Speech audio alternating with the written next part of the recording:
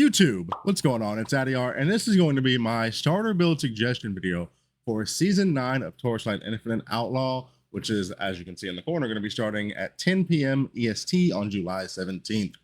Now, there have been a number of different nerfs going into this patch. However, there's also some very strong builds that you can still have a great time with starting out.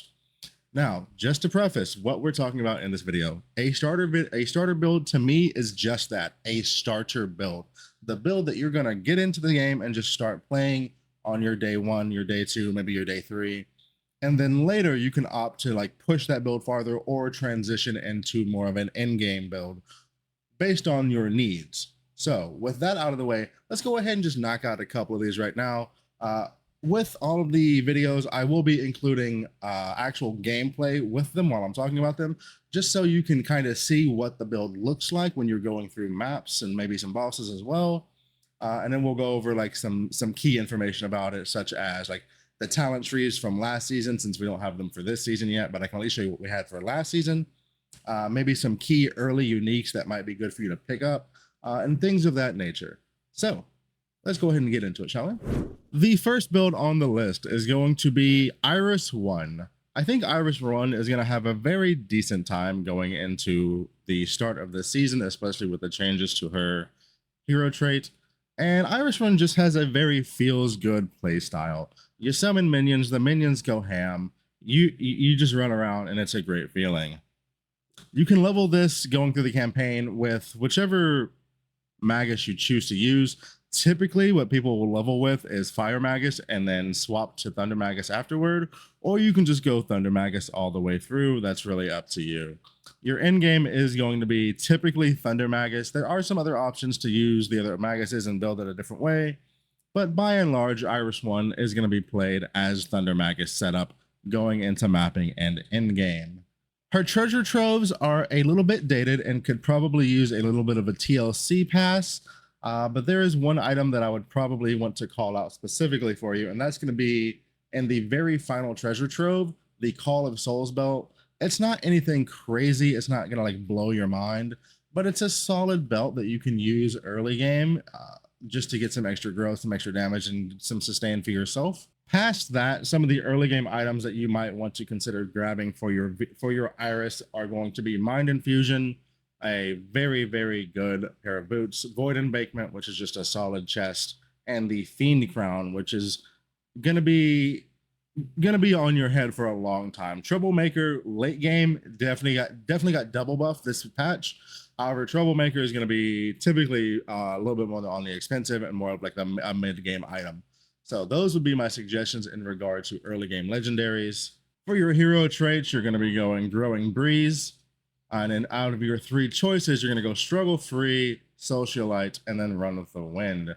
You could also opt to, if you don't find that you need the mana compensation from Struggle Free, you can just get Embrace the World. That way you have higher chance for your minions to use their enhanced skill. That is a choice that you can make.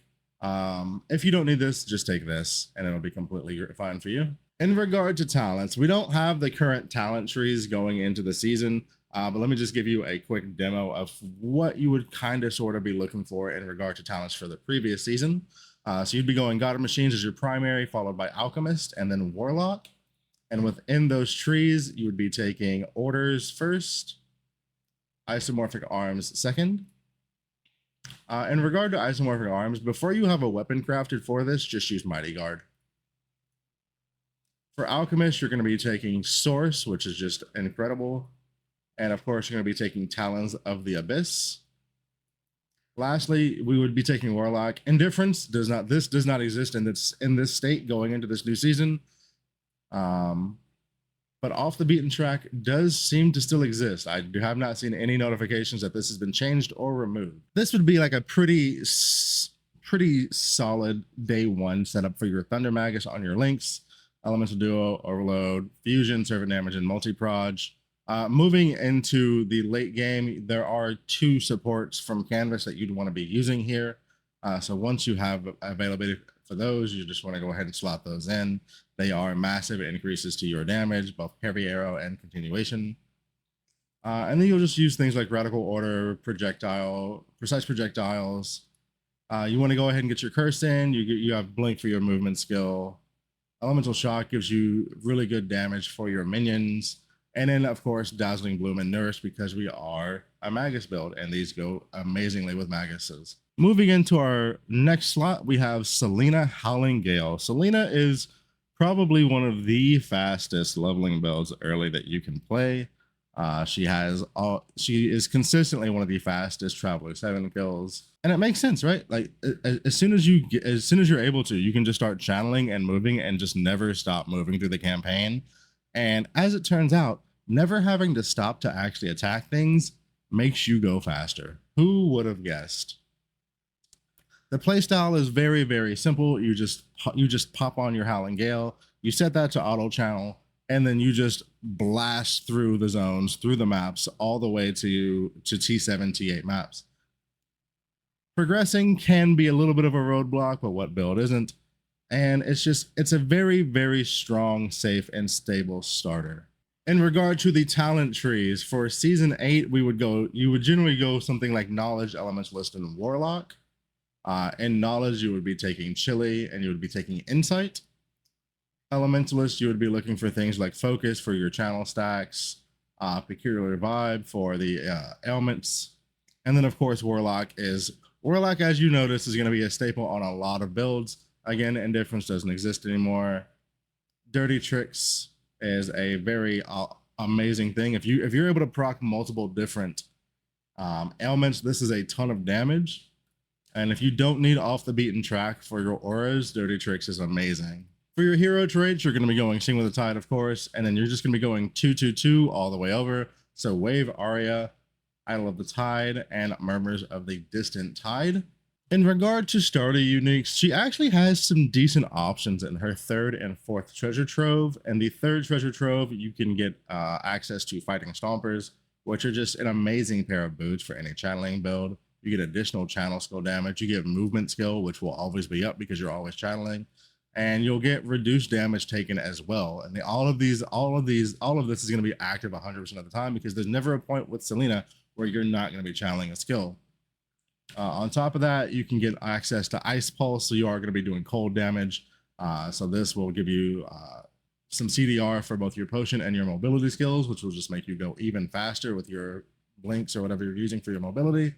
And then Sage's Foresight is an okay starting weapon. You'll probably replace this pretty early on into your mapping adventures, but for what it is at the level that you get it, it's very solid.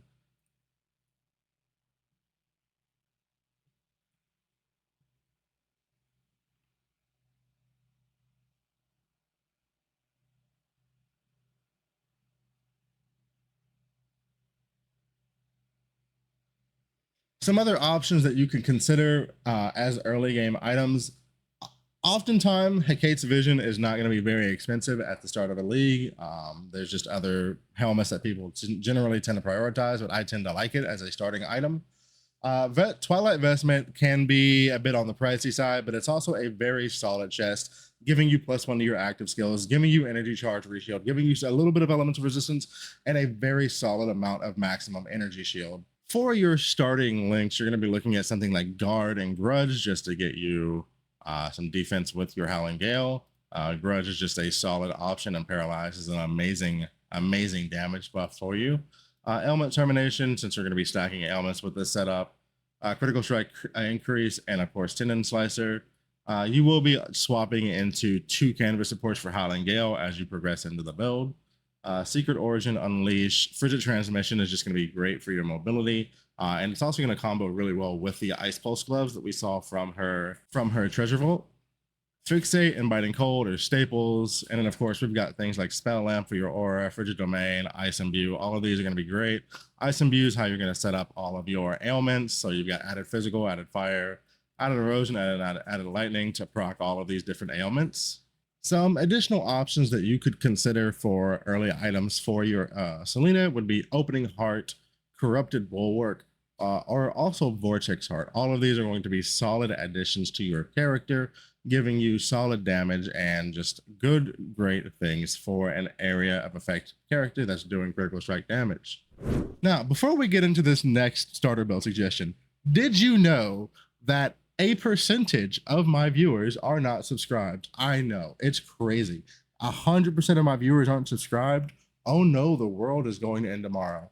But you can help me fix that. Just click the button below, subscribe to the channel, and turn on notifications, and you can save the world. Thank you. Now let's go. Next up, we have Rosa 1, OG Rosa with a tried and true staple in Ground Shaker. You want to go to Pound Town? You want to one-shot things? This is the build for you. Walk up, take out your big old hammer, smack them in the face, go about your day. What's not to like? Also, have you seen this Rosa skin? Oh my goodness, it's so good. Anyway, Rosa's an incredible character. She's got good damage. She's got a very cohesive hero trait kit that's very simple to understand. She's got decent tankiness. She really leans into the block aspect. She's just an all-around great feeling character and a very solid starter character as well. Her hero traits, you can kind of change up things, seeing how based on what you like and don't like. This would be what I would prefer, what I would opt to use. So going Whirlwind Advance, going Invulnerability, and then going for Desperation. You can go for Unbreakable Stand if you're lacking a bit in your damage, but once you've got your damage in a pretty good spot, just go for Whirlwind Advance. It'll just make your clear that much better. I like Invulnerability. There's, I mean, I could see somebody using Divine Intervention. I don't typically like to use it, but I mean, again, she's got some. There's a lot of characters whose hero traits you kind of just go boom, boom, boom, and that's it. Rosa, I could see reasoning for wanting to use other traits other than the ones here, but this would be like the standard option that I would go with, and then maybe going Unbreakable Stand early if you're lacking a bit in the damage department. For talent trees, we're going to be going God of War, Ronin, and Onslaughter. Again, this is the talent tree setup from last season. We don't have access to the current talent tree system, and I apologize. Otherwise, I would include that in here. God of War, we're going to be going for Brutality, and we're going to go for Endless Fervor. For Ronin, we're going to be going for Defensiveness. And we're going to be going for full defense, really leaning into that block and giving us really good tankiness against both hits and damage over time, making this a very comfortable starter. And then finally, we're going to be going into Onslaughter. Onslaughter, we're going to be taking Sweep, and then lastly, we're going to be taking Survival Will. For a basic skill setup for your Ground Shaker, you're going to be looking at something like Attack Focus, Steamroll, Quick Return, Added Physical, and Hardened. You could get a chest that already has Quick Return on it from your Treasure Vault, and I'll talk about that in a minute. In which case, you can replace your Quick Return with something else. Yo, random follow while I'm not even streaming. Hey, Zodnik, if you see the video, I appreciate you, brother. Past that, you're just gonna be using Life Source and Blink. Raging Warcry, when you can get this on a Activation Medium Demolisher, this is gonna feel really good. Extended Duration, CDR, Concentration Warcry. You want to use things like Domain Expansion, Weapon Amp. If you can fit it in, Fire Magus is good. You want to use a Vulnerability, again, on a Demolisher setup. And then there are gonna be two, following the trend, once you have access to it and once you can get the money for it, Ground Shaker does have two canvas supports that you're going to be wanting to use. As far as the Treasure Vault is concerned for Rosa, her final Treasure Vault is actually pretty solid. All three of these items that you can get out of here would be very solid starting items for you to use going into your early maps. Boom Gloves, just giving you like decent life, decent flat physical damage to your skills, on top of which giving you an extra potential proc of Ground Shaker, which can just, you know, do extra damage. Furious Man's Body, this is going to give you a 7th link on your skill potentially, giving you a free Quick Return on all of your Demolisher skills. You'll get a little bit of life. You get 20, like this is, you'll notice this, but this tends to make up for it. And then in Boar's Iron Crown, the Boar's Iron Crown is also a very solid starting helmet, giving you life, giving you defense with the barrier when you take damage, and giving you extra physical damage when you have a barrier. So this could it's like a very nice cohesive package. I would definitely suggest farming one of each of these out of the final treasure trove before you moving into your maps, just because it's going to make your transition from the campaign into the maps very comfortable on an already very cozy and comfortable carry. One last thing in regard to Rosa, and this is also going to be for Selena as well. Make sure you go into your battle settings and turn on auto channel for your skills. That way you don't have to hold that down. Well, all you have to do is tap the skill one time when you enter a zone, and then it will auto channel until you leave the zone, essentially. So just turn that on, pop it one time. You don't have to sit there and hold it. As you can see, I turned it off. You see it's not channeling, and now you see it's channeling right there. You see how it's going 1, 2, 3, 4. That's because my trait is auto channeling. And if I push it again, it turns off. Now, my next suggestion would probably be Thea 3 Mind Control. Now, let me preface this. Mind Control did get almost a 20% nerf on it at level 20. It got over a 20% nerf at level 20, at level 1. And Thea 3 also did get a little bit of a nerf in the patch notes. Thea 3 is still going to be an absolutely amazing character. If you played Mind Control on this character last season, you know just how strong and how quick of a start it was. It was probably one of the best starting things you could be doing last season. Yes, you will notice the damage nerf going into this season, but I think Mind Control on Thea 3 specifically is so strong that it will still just be an excellent starter. I don't know if I would suggest pushing it further than just a starter build. But hey, the shady brokers of the world will always stand Mind Control, and I applaud them for it because they've got a level of dedication that I could never have for that skill. Now, unfortunately, my current Thea 3 is not built for Mind Control, but I do have an entire video based on how I set up my Thea 3 that's what the video is from right now. And I'll of course link that down in the description, and that will still be pretty valid going into the new season.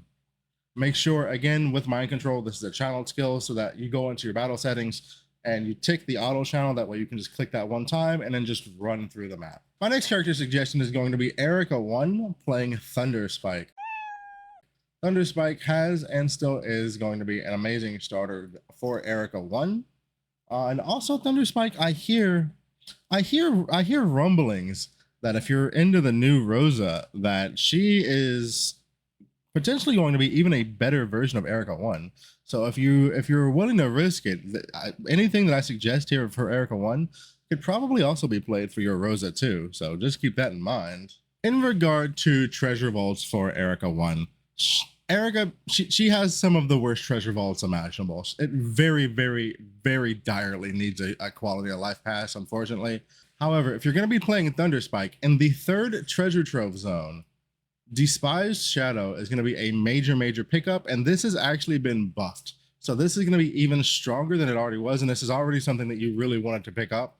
You really wanted to farm this out of this zone before you progressed your character. And now will be no different. It'll just be even better for you to get that. Other than that, the rest of her treasure zones are kind of just bad and really need updating.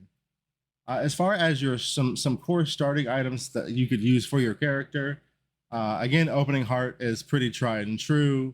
Electric Amplifier has been nerfed going into this season, but it's still going to be a very strong item for you to get.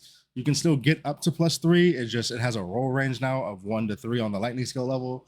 And then the last effect, the additional max damage, that has been nerfed from 30% total to 20% total. Still, this is something that you're going to want to pick up. You're also going to want to pick up Frantic Shadow. Frantic Shadow also got a couple of Erica 1 specifically early game uniques did catch a nerf, but it'll still be fine. A very simple skill setup for your Thunder Spike going into mapping would be Thunder Spike, added lightning damage, taunt, steamroll, quick decision, electric overload, getting a life source just so you have some life regen, or your spiral strike for your mobility, electrocute with terrain just so you have a curse, and then your bull's rage, using a thunder imbue and an electric conversion. For the hero traits for Erica 1, we're going to be going with have fun. Have fun is just mandatory. I don't know if you'd ever take interest anymore. Have fun is just so good. It's a free link on your skill. Cat's vision, and then you're going to be going cat's punches as well. So this would be the setup I would go for if you're going for Erica 1. As far as your trees, you can go Goddess of Hunting, Blade Runner, and Ronin. You could also go, if you don't want to go Ronin, you could also choose to go Warlock to try to fit more auras in. If you go this setup, your Goddess of Hunting is going to be Electrocute, followed by Impermanence. Blade Runner is going to be Conductive, followed by Quick Advancement. And then Ronin would be Sprinkle, followed by Trade-Off. And there you have it. That is going to be some of the better starter suggestions that I would have for you going into the Outlaw season. Of course, play what you like. This is a game, okay? Stop worrying about your efficiency all the time. Start worrying about your fun all of the time. If you're not having fun in this game, what are you doing? Anyway, guys, thank you for watching. If you made it this far, please throw a sub at the channel. Last check, we're less than 10 subs away from hitting our goal of 2,000. I very much appreciate everybody that helps me reach that goal. If you want any extra info, or you need just have questions in regard to the season, the starter, or you just want to talk about the game, go ahead and join the Discord down below in the description. And I'll see you guys in the next video. Bye-bye.